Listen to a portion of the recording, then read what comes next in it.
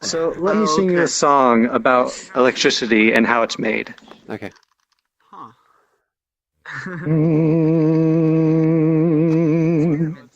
A parabolic mirror in the desert reflects the waves of solar radiation to a tube filled with oil at its focus, which then runs to a solar power station.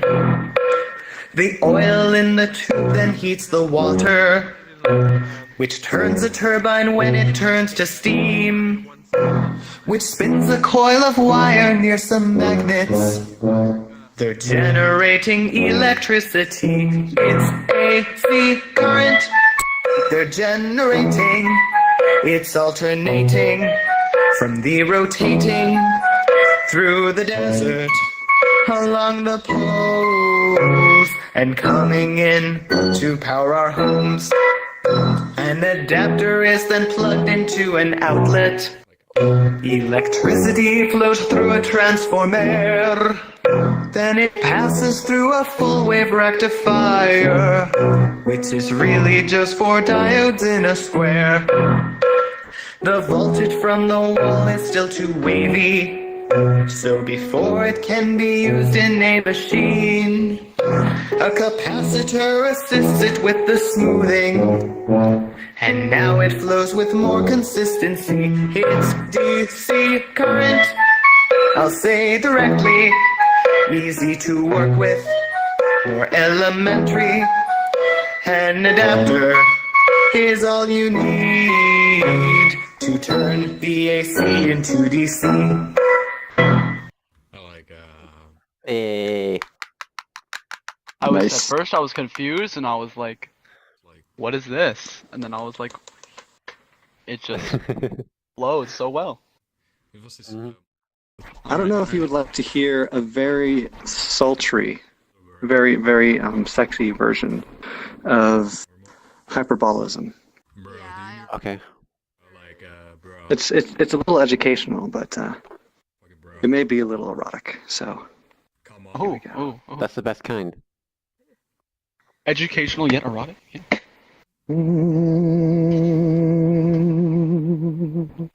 You said all the time, like, shut up.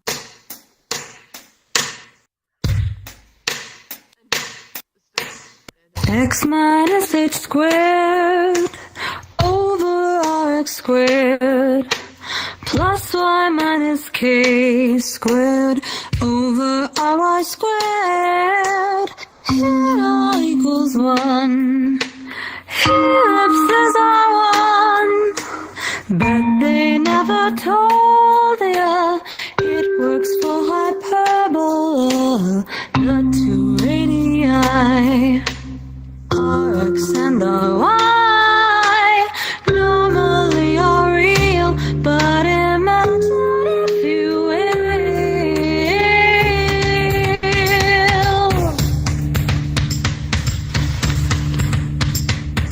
that Rx squared or Ry squared just happen to be negative. The only way for this to be a bumblebee complexity. The radius that has an eye don't get to have no verticide. But orbit radii had a showing box that holds the asymptote. Summoning your model string to find that cascade focal length. It's longer than both radii, and we're talking hyperbole. The radius that has an eye don't get to have no verticide. But draw both radii and show the box that holds the asymptote. Now summoning your model string to find that cascade focal length. It's longer than both radii, and we're talking hyperbole.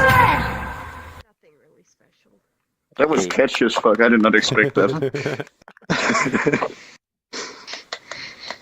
You're welcome. Learning is sang fun. that?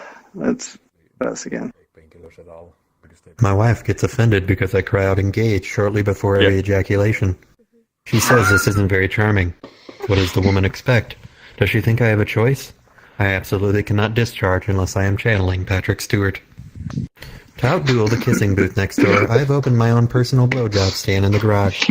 And to underprice my neighbors, I have made all the cocksucking free. That's right. It costs absolutely nothing to visit my garage for a Hummer. If you're homeless, that is. Yes, if you're a vagrant, you get your knob slob for nada. And that is because Jesus is the guy working my booth. Yes, it is true. I have summoned the Son of Man from the heavens to get all the bums off, for I believe he owes it to them for having so obviously forsaken and abandoned them all their destitute lives. I don't know if the guys next door heard that Jesus is running my booth yet. That's hard to say. But if they do find out and try to trump me, I'm going to make Christ blow all the invalids I can wheel down here as well. It's an awful feeling that first time your old lady tells you she can no longer have an orgasm without coke. But as the years wear on, well, no, wait. That never gets better. Because cocaine can get very expensive, and from there on out, you never feel like you're wearing the right cock. Oh man, just answered the door buck naked again, and I had a fifth of gin in my hand, and half of our pet ferret's torso dangling from my ass. Luckily, it was only our neighbor, asking me to turn down my Sepultura record a couple of notches so he could take a nap. What a break. I was worried it might be our ferret's mother. Yeah, and dress and me. Oh my god. I hope, did you mute your stream for that? Nope. Oh my god, I hope there's not any children watching. But you know those pesky foxes and how we need to get rid of them? Yeah, we need to get rid of them. So, here's an homage to them.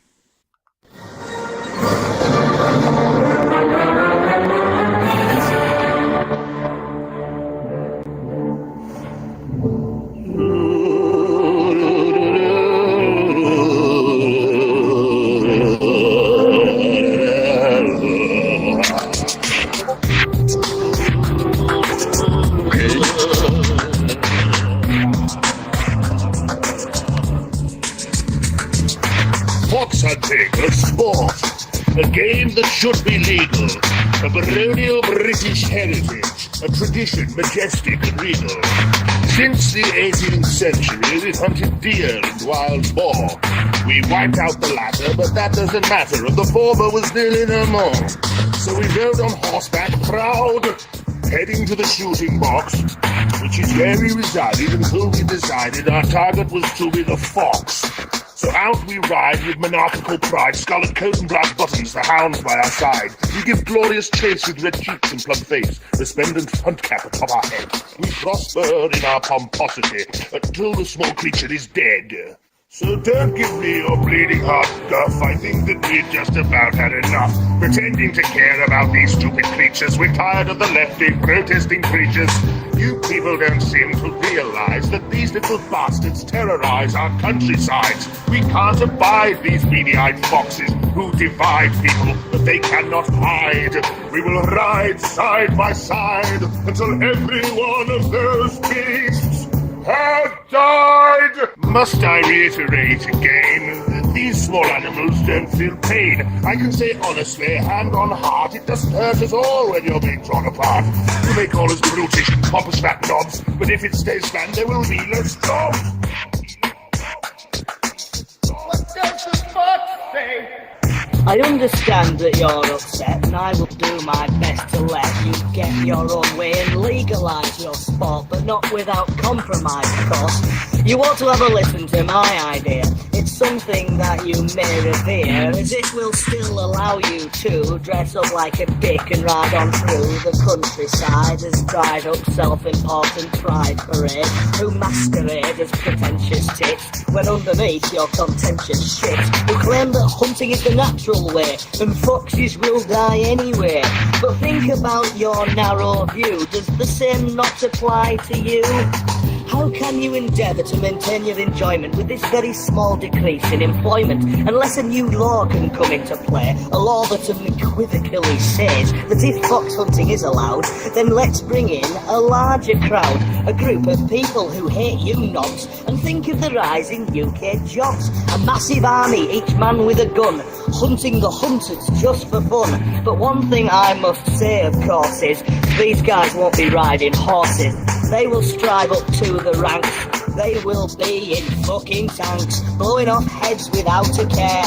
And don't you dare say that's not fair. So if this is what you want to do, don't forget, you're an animal too, motherfucker. Fucking savage fox. Good thing. It just looks so innocent. You are my child. So, you'll understand in about 5 seconds. I'm sure you won't die. Yeah, we're sure you'll be fine. Just don't go in the van. I'll protect you, Sheem. Dad, what is it that we do that really makes you crazy? Well, I'm glad you asked. Now, you boys know that I give you guys a lot of room in this family. But there's one thing, just one thing, that absolutely drives me nuts. Look out! He's gonna sing! Daddy's from the do-your-own-thing generation. No, I'm not afraid of mud or grime or dirt. But you boys must understand, there's a line drawn in the sand. Don't wipe your face on your shirt. Oh, you could have that bowl of ice cream for your breakfast. I'll let you do that. Just so long as you have green beans for dessert. I'd let you eat that can of lard, but when you throw up in the yard, just don't wipe your face on your shirt. Well, your parents are musicians, and we must convince the neighbors we're civilized at our end of the block. It's important to your mother. What am I supposed to tell the Kalishes and Habers if they see you running around with food or mucus on your smock? You can play like you're a pirate in that mud puddle. Even though you're just a little squirt, make a big mess if you want. You could make a lot of noise, but I'll always love you boys. Just don't wipe your face on your shirt. Oh, now.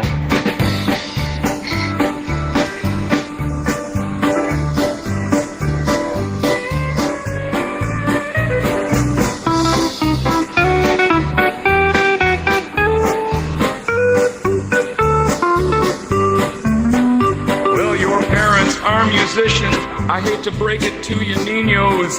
There's one thing that the neighbors must believe. They gotta think we're civilized.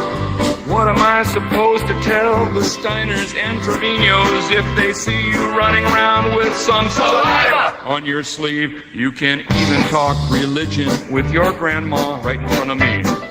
Though it means that someone's getting hurt, just remember, keep your poise. I'll always love you boys. Just don't wipe your face on your shirt. I'm serious, gentlemen. Don't wipe your face on your shirt.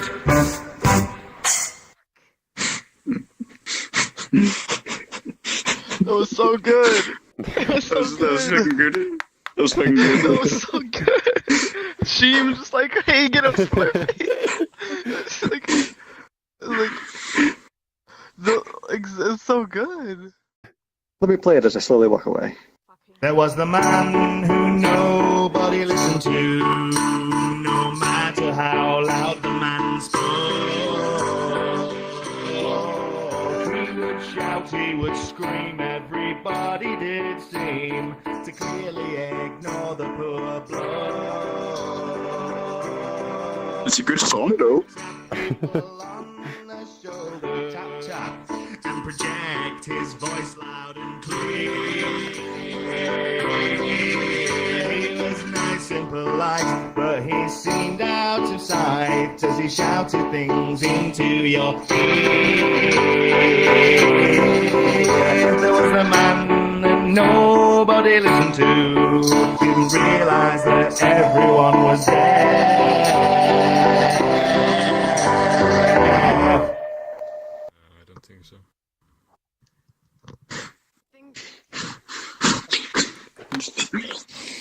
Noreen. Yo. Nice tits. Oh, did he actually?